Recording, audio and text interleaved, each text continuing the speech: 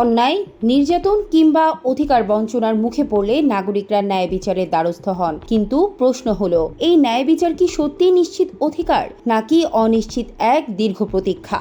নারী ও শিশু নির্যাতন মামলায় সাজার হার মাত্র 3%, বিপরীতে প্রায় 70% মামলায় আসামিরা পাচ্ছে খালাস। এই পরিসংখ্যান শুধু সংখ্যা নয়, এটি বিচার ব্যবস্থার এক গভীর সংকটের প্রতিচ্ছবি।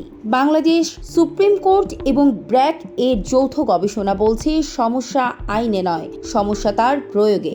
আইন অনুযায়ী একটি মামলা নিষ্পত্তির সময়সীমা 180 কার্যদিবস, কিন্তু বাস্তবে সময় লাগছে গড়ে 3.5 বছর। একটি মামলায় গড়ে 22 বার শুনানির তারিখ পড়ছে। ফলে বিচার প্রার্থীরা মানসিক চাপের পাশাপাশি আর্থিক ক্ষতির মুখে পড়ছেন, আর দুর্বল হচ্ছে বিচার ব্যবস্থার প্রতি আস্থা।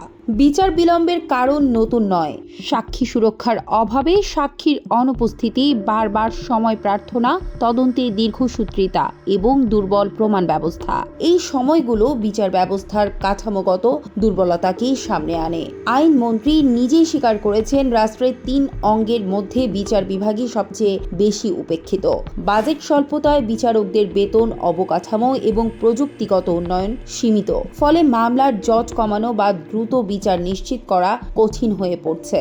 কম সাজার হার দেখে অনেকেই এইসব মামলাকে মিথ্যা বলেন, কিন্তু বাস্তবতা বলছে ভিন্ন কথা। নারীর ওপর সহিংসতার বড় অংশ আদালত পর্যন্ত পৌঁছাই না।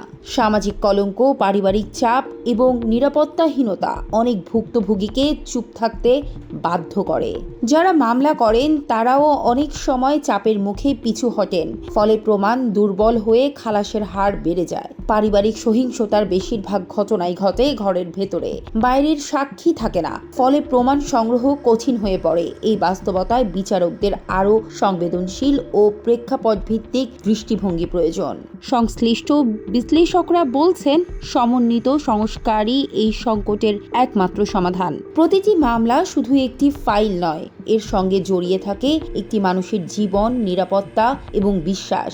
আইন ও আদালত থাকা সত্ত্বেও যদি ন্যায় বিচার না পৌঁছায়, তাহলে সেই ব্যবস্থাকে কতটা কার্যকর বলা যায়?